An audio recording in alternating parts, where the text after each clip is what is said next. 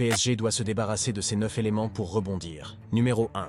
Donnarumma, le portier italien recruté par Leonardo, au moment où tout le monde était conquis par Keylor Navas, qui, rappelons-le, avait contribué à amener le PSG de Tuchel en finale de Ligue des Champions. Ce choix paraissait incompréhensible. Certains disaient que le PSG préparait l'avenir. Malheureusement, ce choix a eu des répercussions sur le présent. En effet, après un semblant de concurrence, l'Italien est devenu le titulaire du poste sans rien avoir montré de plus que son concurrent costaricien. Pire, l'Italien, avec sa boulette face à Benzema, avait été décevant, et cette année avec Luis Enrique, qui lui demande jouer au pied, il est encore plus fébrile. Surtout, ce géant de 2 mètres ne sort jamais sur corner. On sait bien qu'avoir un très bon gardien est un atout pour remporter la coupe aux grandes oreilles. 2. Skriniar, le rock qui était suivi depuis longtemps par Campos, est une véritable erreur de casting. En effet, lui est un défenseur pour les équipes évoluant en bloc bas. Au PSG, c'est tout le contraire. On lui demande de défendre à 30 mètres de son but, et surtout de relancer propre ses missions impossibles. 3.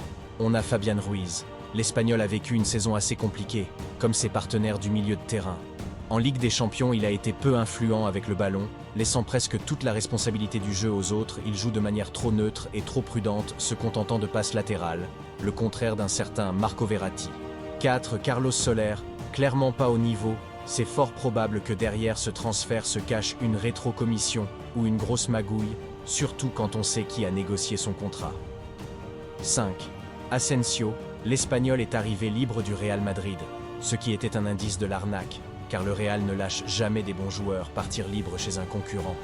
Il n'a plus le niveau pour être titulaire en Ligue des Champions. À chacune de ses entrées en C1, il a été mauvais. Son entrée face à Dortmund est à l'image de sa saison où il se prend pour le sauveur et insiste pour tirer le coup franc à 20 mètres qu'il va tirer sur son coéquipier. 6. Ugarte, en début de saison il a fait des bons matchs avec un gros volume de jeu.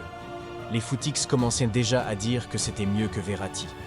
Mais le problème, c'est que la base du jeu de possession, c'est une sentinelle technique pour orienter le jeu. Incroyable qu'il ait été recruté devant la défense pour jouer la possession de balle. 7. Kolo Muani, recruté pour 90 millions pour faire plaisir à Mbappé, l'attaquant n'a pas réussi à tirer son épingle du jeu et semble être plus à l'aise dans un style plus rapide. 8. Luis Enrique, le coach, est coupable de ne pas s'adapter aux joueurs. Clairement, il ne les a pas mis dans les meilleures conditions. Malheureusement, il se croit en 2015 avec son jeu de possession qui est voué à l'échec, même si en championnat c'est efficace. Car on l'a vu en Ligue des Champions, les équipes se regroupent, bloquent bas et mettent des contres. 9.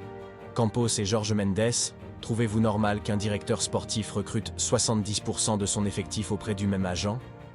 Juste pour l'anecdote, le président du Real Madrid, depuis une dispute avec le Portugais, a comme règle de ne pas avoir plus de 4 joueurs du super agent dans tout son effectif. Au PSG, le Portugais représente les intérêts de 11 joueurs au total. Et pour toi, y a-t-il d'autres personnes à dégager ?